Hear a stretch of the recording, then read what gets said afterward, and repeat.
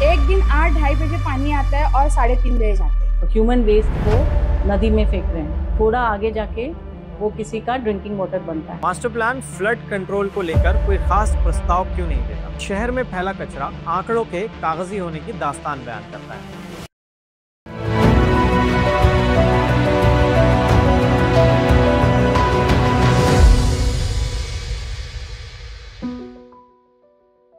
Economic growth, better public health, safety और productivity, ये सब अचीव करने के लिए किसी भी शहर को जरूरत होती है एक अच्छे फिजिकल इंफ्रास्ट्रक्चर।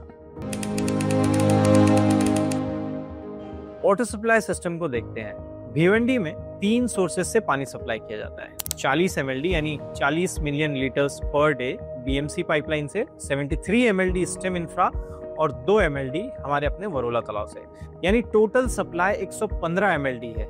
कि खुद मास्टर प्लान के मुताबिक भिवंडी में 150 mld पानी की रिक्वायरमेंट है, यानी हर रोज शहर 35 मिलियन लीटर्स पानी की कमी से जूझ रहा है। जैतूनपुरा वार्ड में जो है ना बहुत तकलीफ है पानी की, ना इसके अलग जो टाकी थी वो भी टूट गई तो और तकलीफ बढ़ गई है। एक दिन 8-2:30 बजे पानी आता है और 3:30 बजे जाते हैं, तो उसके 1 घंटे में 2 दिन इस्तेमाल करने का पानी की किल्लत को देखते हुए मास्टर प्लान ने 100 mld वाटर सप्लाई बढ़ाने का प्रस्ताव रखा, लेकिन बढ़ते शहर की बढ़ती डिमांड्स के मद्देनजर ये 100 mld बढ़ाने पर आने वाले सालों में ये किल्लत भी 85 mld हो जाएगी। इस सप्लाई किए जाने वाले पानी में से केवल 75 mld पानी को ही लोकली ट्रीट किया जाता है। इस कैपेसिटी को बढ़ाने के लिए मास्टर प्लान में 3 हेक्टेयर एरिया एक ट्रीटमेंट प्लांट के लिए रिजर्व किया गया है।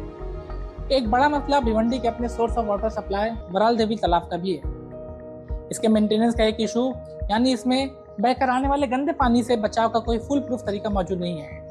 हेरिटेज एंड टूरिज्म के चैप्टर में मास्टर प्लान इस तालाब की तारीफ तो करता है, मगर इसकी खस्ता हाली का जिक्र नहीं। जबकि URDPFI रिकमेंड करता है कि इस तरह की वाटर बॉडीज की हाइड्रोलॉजिकल स्टडीज की जानी चाहिए। Ministry of environment and forestry की एक एडवाइजरी रिपोर्ट कॉरपोरेशंस को ऐसे तालाबों को कंजर्व करने के स्टेप्स बताती है, जैसे इन तालाबों में चीज़ों के अंदर और बाहर जाने की कड़ी निगरानी, डीसिल्टिंग और डीवीडिंग यानी रेत, मिट्टी और जंगली झाड़ियों की सफाई, अवेयरनेस कैंपेन्स करना यानी लोगों को जागरूक करना, एरेशन यानी पानी को कंटिन्यू सर्कुलेट करते रहने के लिए मैकेनिज्म्स या फाउंटेन्स लगाना। लेकिन इन सब एडवाइजरी रिपोर्ट्स के बावजूद कॉरपोरेशन की खामोशी क्या माने रखती है? सीवरेज सिस्टम यानी टॉयलेट वगैरह के गंदे पानी की निकासी की व्यवस्था। जान लीजिए कि शहरों में बारिश के पानी और टॉयलेट वगैरह के गंदे पानी की ड्रेन्स बिल्कुल सेपरेट होनी चाहिए, वरना ये पब्लिक हेल्थ और एनवायरनमेंट के लिए हानिकारक हो सकता है। So today what is happening is आप सैनिटेशन वेस्ट और आप ह्यूमन वेस्ट को नदी में फेंक रहे हैं, थोड़ा आगे जाके वो किसी का ड्रिंकिंग वाटर बनता है और वो ट्रीटमेंट बराबर नहीं हो रहा है। बदकिस्मती से भिवंडी में सेपरेट सीवेज लाइन की व्यवस्था बहुत कम इलाकों में है और इनमें से ऑपरेशनल तो और भी कम है। जहां तक शहर में सीवेज वाटर को ट्रीट करने की कैपेसिटी की बात है, तो अगर भविष्य में हम 300 mld पानी इस्तेमाल करेंगे, उस हिसाब से कम 240 mld ट्रीटमेंट की कैपेसिटी होनी चाहिए। मास्टर प्लान में बताए गए 8 STPs में से केवल 1 ऑपरेशनल है, 3 कई सालों से अंडर कंस्ट्रक्शन है, जो कंप्लीट होने पर भी कुल 99 mld की कंबाइंड कैपेसिटी ही दे पाएंगे और बाकी 4 पर प्रशासन न जाने कब विचार करेगा। समस्या सिर्फ यहाँ समाप्त नहीं होती। पंपिंग स्टेशंस जो कि सीवेज वाटर को STP यानी ट्रीटमेंट प्लांट तक बहाने में मदद करते हैं, जिनकी मास्टर प्लान के मुताबिक संख्या 7, उनमें से केवल 2 ही ऑपरेशनल हैं। STPs बनाना एक रिसोर्स इंटेंसिव काम है। सब जगह पे ये प्रॉब्लम है। सैनिटेशन का ही एक बड़ा क्वेश्चन है कि is this the right way to move forward. It is a very new modern system और a solution which is very questionable. लेकिन URDPFI में बताए गए आसान और ऑल्टरनेट मेथड्स जैसे DWATS वगैरह के सिस्टम को मास्टर प्लान एक्सप्लोर क्यों नहीं करता?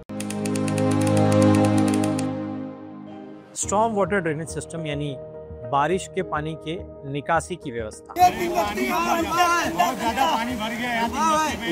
देख तेरे संसार की हालत क्या हो गई भगवान, किसी का भला करे। धंधे पानी और ये साफ सफाई कब होएगी, ये पानी कम होएगा, आगे फंसना बंद होएगा। हाँ, लोगों को तोड़ने ताड़ने में फुर्सत नहीं है, ये सब बारिश में हर साल इन सारी समस्याओं के बावजूद मास्टर प्लान फ्लड कंट्रोल को लेकर कोई खास प्रस्ताव क्यों नहीं देता, जबकि MRTP एक्ट 1966 के मुताबिक मास्टर प्लान में फ्लड कंट्रोल और रिवर पॉल्यूशन से बचाव के प्रस्ताव होने चाहिए। फ्लड सिचुएशंस एक नाकाफी स्ट्रॉन्ग वाटर ड्रेनेज सिस्टम का नतीजा है। इसके बारे में मास्टर प्लान की अपनी इंफॉर्मेशन सिर्फ शहर के बेसिन्स और नालों के नाम और उनकी लिस्ट तक ही सीमित है, जबकि इसके कोई कैलकुलेशंस, रिस्क असेसमेंट और रिस्पॉन्सेज जैसे पॉइंट्स क्यों मौजूद नहीं, जबकि URDPFI से रिकमेंड करता है कि आप पॉन्ड्स, टैंक्स, वेल्स अलग अलग तरीके से जो फ्रेश वाटर है वो आप कलेक्ट करोगे, उसको मैनेज करोगे। It is a full cycle of water and you had practices, वो कॉमन्स जैसे हम we had a response to that water. Solid waste management यानी शहर के कूड़े को ठिकाने लगाने की व्यवस्था।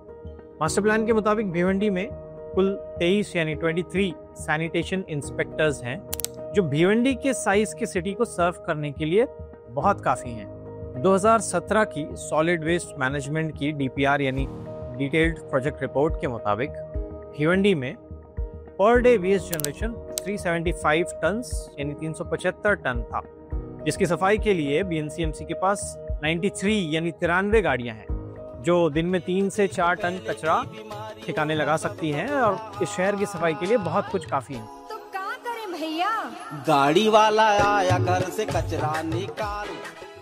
लेकिन शहर में फैला कचरा इन आंकड़ों के कागजी होने की दास्तान बयान करता है और साथ ही ये भी दर्शाता है कि शहर भर में वेस्ट कलेक्शन की बेसिक यूनिट यानी डस्टबिन की सख्त कमी है। क्या इस तरह के मीनिंगलेस ब्यूटिफिकेशन से ज्यादा सफाई जरूरी नहीं? दूसरी तरफ मास्टर प्लान का क्लेम है कि तकरीबन 50% रिसाइक्लेबल वेस्ट की रिकवरी रैक पिकर्स और स्क्रैप वालों का इनफॉर्मल सेक्टर करता है। हालांकि इस क्लेम के पीछे कोई जस्टिफिकेशन तो नहीं है। 200 टन पूरा भिवंडी से अपने 200 टन तक माल निकलता है, मतलब पूरी भिवंडी में खाली ये काम करने के लिए 20 से 25 हज़ार तक आदमी हो गया। लेकिन अगर इन आंकड़ों को सही मान भी लिया जाए तो इतने बड़े इनफॉर्मल सेक्टर को यूटिलाइज करने का, इसके पोटेंशियल को यूटिलाइज करने का कोई प्लान कॉर्पोरेशन क्यों नहीं बनाती? Plan therefore is a very powerful possibility. You know, if you are thinking ahead, you can integrate. जैसे कि हमने पुणे में देखा स्वच्छ, there is an NGO that is working hand in hand with government. Government has given them the charge or recognized their efforts at managing the waste. So if तो स्वच्छ को क्या चाहिए, कहाँ क्या चाहिए, they have sheds where they segregate. So you need local spaces for managing solid waste, segregating solid waste, transfer stations, फिर उसको convert करके कुछ recycling के लिए करना है, तो that whole chain समझ के उसके लिए plan में provisions करना है. It's necessary and possible. नाही होत आहे. पॅरलली महानगरपालिकेबरोबर संवाद सुरू केला आणि त्याच्यातून असं झालं की पुणे आणि पिंपरी चिंचवड हे भारतातल्या पहिल्या महानगरपालिका आहेत ज्यांनी कचरा वेचकांना एक ओळखपत्र दिलं. त्यावेळेला त्या आम्ही दारोदार जाऊन कचरा गोळा करायचं हे केलं. मग 2007 साली आमची स्वच्छ संस्था उभी राहिली.